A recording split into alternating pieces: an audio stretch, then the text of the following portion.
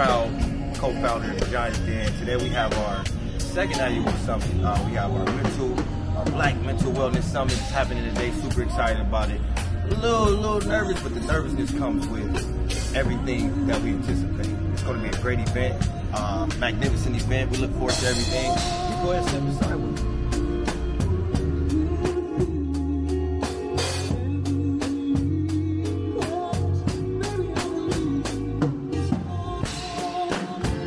I always wanted to end up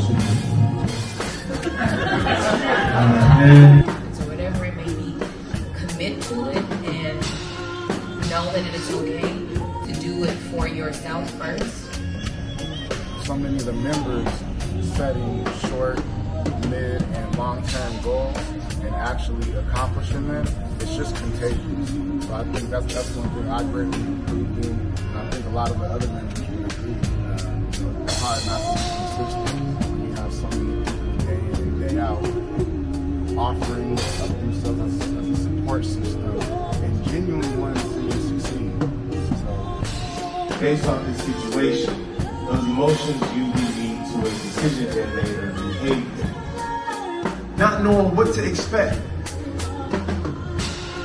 A group of black men. It's like we can feel that.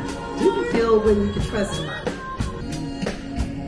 You can feel that. We know that. That's a automatic.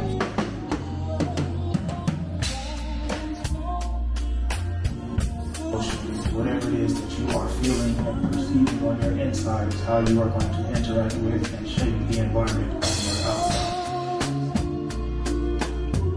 That's the good thing. It's everywhere.